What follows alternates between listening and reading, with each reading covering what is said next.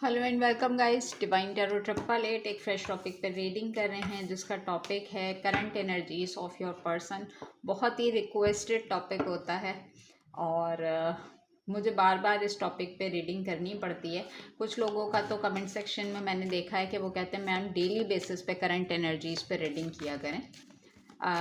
उन लोगों को मैं ये मैसेज देना चाहूँगी कि देखें, करंट एनर्जीज पे डेली बेसिस पे आपको वीडियो लेने की ज़रूरत नहीं है। अपनी लव लाइफ से ज़्यादा अपनी सोशल लाइफ पे फोकस किया करें, ठीक है। और देखें, अगर आप लव लाइफ के अंदर ही इन्वॉल्व रहेंगे तो आप अपनी आने वाली बहुत सारी ग्रोथ को अबंडेंस के अंदर ब्लॉकेजेस क्रिएट कर लेते हैं। बहरहाल बहुत ही फेवरेट टॉपिक है सबका, current energies of your person. इसी पे हम रीडिंग करने जा रहे हैं। पार्ट 1 होगा। यूट्यूब पे डिवाइन टैरो 888 को सब्सक्राइब करें ताकि मेरी आने वाली तमाम वीडियोस आपको टाइम से मिल सकें। पर्सनल रीडिंग के लिए नंबर डिस्क्रिप्शन बॉक्स में मौजूद है, टिकटॉक के बायो में मौजूद है। पर्सनल रीडिंग कभी भी फ्री ऑफ कॉस्ट नहीं होती है। अच्छा जी, current energies of your person part 1। Learn, let love show you how to learn from each other. Let go. Sometimes it's best to let go and let the universe work things out in divine timing. Illusion. Avoid the trap of mistaking a fantasy for a true soul connection. Very good. Attraction. Divine soul counterpart attraction transist. Commitment. Commitment is an important factor to achieve a successful relation. Surprise. You may be about to be surprised. Confusion. All seeker of truth experience confusion. Ask the divine to provide the answer you need. Last one is recognition. The divine will help you recognize signs and miracles. अगर मैं current energies की बात करती हूँ तो bottom deck में मेरे पास आ रहा है बॉन्ड का card. I love bond grows stronger over time. देखें, अगर आप जिस भी रिलेशनशिप में रहे हैं और आपने उसमें बहुत ज़्यादा एफर्ट की है तो इस चीज़ से बेफिक्र रहें कि आप को उसका रिवॉर्ड नहीं मिलेगा। ऐसा नहीं होता। देखें, सम टाइम ऐसा होता है कि अगर कोई चीज़ हमारे हाथ से छिन जाती है या हमारा किसी रिलेशनशिप में ब्रेकअप हो जाता है तो हम सोचते हैं कि हमने तो अपनी साइड से बहुत एफर्ट्स पुट की थी, तमाम चीज़ें की थी, लेकिन फिर भी ये सक्सेसफुल नहीं हो सका। तो अपने आप को रिग्रेट में ले जाने से बेहतर है कि आप ये सोचें कि डिवाइन हमारे लिए जो करते हैं ना वो ज़्यादा बेहतर होता है। सामने वाला पर्सन जब तक आपके साथ रिलेशनशिप में है वो आपसे क्या बोल रहा है आप वो सुन रहे हैं, लेकिन उसकी इनर फीलिंग्स क्या हैं, यानी कि वो आपके लिए लॉयल है नहीं है, आपको अपने मफाद के लिए यूज़ कर रहा है, यानी कि उसकी पॉजिटिव इंटेंशन क्या है वो आपको नहीं पता, वो डिवाइन को पता है। और जब किसी रिलेशनशिप का ब्रेकअप होता है तो ख़ास तौर पे ये चीज़ है कि उसमें से कोई एक पर्सन लॉयल नहीं होता।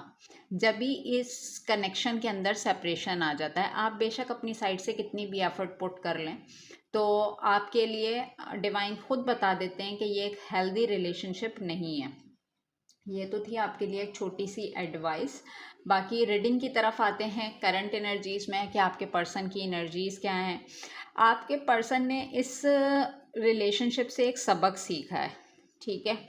और जो भी जिन भी बातों पे इनके कॉन्फ्लिक्ट आर्गुमेंट रहे हैं आपसे, वो चाहते हैं कि लेट गो कर दिया जाए, ख़त्म कर दिया जाए।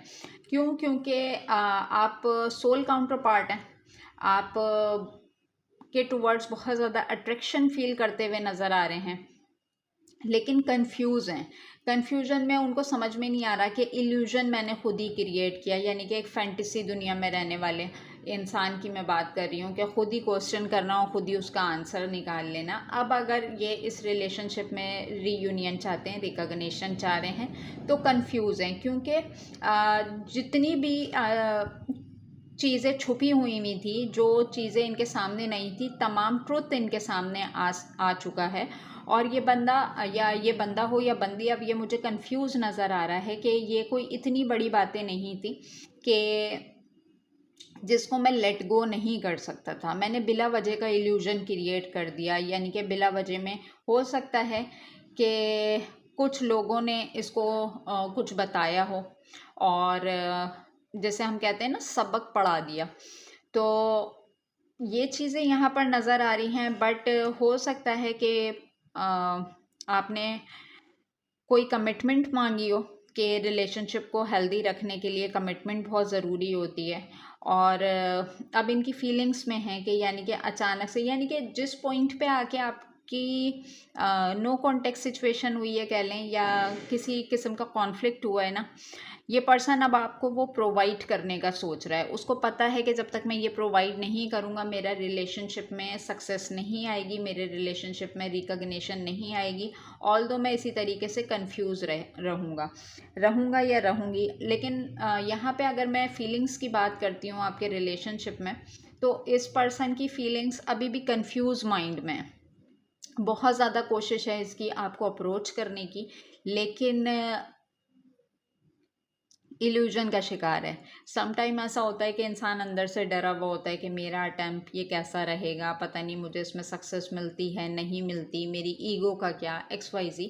लेकिन यहाँ पर आपके पर्सन की फीलिंग्स में यह है कि तमाम चीज़ों को लेट गो करते हैं, कमिटमेंट देने के बारे में सोच रहे हैं, और इस रिलेशनशिप में सक्सेस लाने का सोच रहे हैं कि अगर मैं कन्फ्यूजन में रहा तो टाइम मज़ीद और एक्सटेंड हो जाएगा। देखते हैं हम इस सिचुएशन में आपके पर्सन के थॉट्स क्या कह रहे हैं। Please divine, please universe, please give me a right predictions for my viewers. Current energies of your person में हम चेक कर रहे हैं आपके पर्सन के थॉट्स। इंगेजमेंट रिंग, देखें मैंने यहाँ पे भी बोला था कमिटमेंट की बात है, यहाँ पर भी इंगेजमेंट रिंग है। Higher commitment, eternity, partnership and union completion.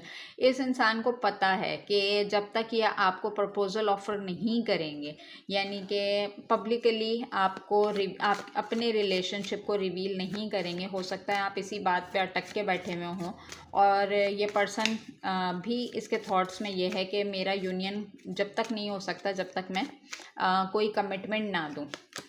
अच्छा जी, blooming kiss, unconditional love, giving and receiving, fairness and love, affection, refund. इसको मैं क्या एक्सप्लेन करूं। अच्छा जी, not enough, lacking confidence, self sabotage, ego and fear, frustration. अगर मैं बात करूं तो कॉन्फिडेंस नहीं है, ये समझ रहे हैं कि इन्होंने बहुत सारे ईगो और फेयर्स में आके, फ्रस्ट्रेशन में आके आपकी ज़ात को नुकसान पहुंचाया है, इसलिए अब ये अपने अंदर कॉन्फिडेंस बिल्ड नहीं कर पा रहे हैं, अपने आप को खुद ही बंदा सा स्टक सा फील कर रहे हैं। नेक्स्ट चलते हैं हम, death, the relationship is over, no second chance, grow and transform, what that is that.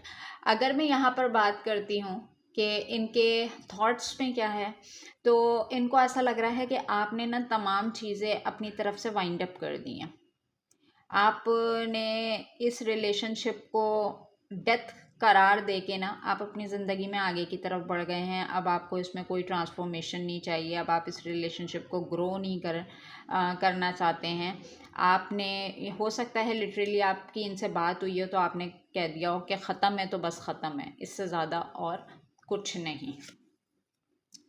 Soulmate, soul connection, wow, soul connection, partnership, soul contract, life partner. इस पर्सन को कंटिन्यूसली आपके थॉट्स आते हैं, ठीक है, यानी कि बहुत सारी चीज़ों को रिकॉल करना कि अगर क्या हमारा कोई ख़ास कनेक्शन है, हम क्यों मिले, हम क्यों पार्टनरशिप में आए, हमारा कौन सा सोल कॉन्ट्रैक्ट है, और एज अ लाइफ पार्टनर ये मेरी लाइफ में क्यों आया या क्यों आई, और इसी से मुझे सोल सेटिस्फेक्शन क्यों मिलती है। थॉट्स तो इनके बहुत अच्छे नज़र आ रहे हैं। अच्छा जी, आगे मज़ीद चलते हैं। Wedding rings, again union and marriage, soul connection, everlasting love, devotion. हो सकता है, मुझे ऐसा लग रहा है कि आपकी इस पर्सन से मैरिज भी हुई है, और जिस टाइम मैरिज हुई आपको ऐसा लगा कि ये कभी ना ख़त्म होने वाली चीज़ है। पार्ट 1 है, इसको पार्ट 2 से एक्सटेंड करते हैं। अपना बहुत ख्याल रखिएगा। Take care and bye bye.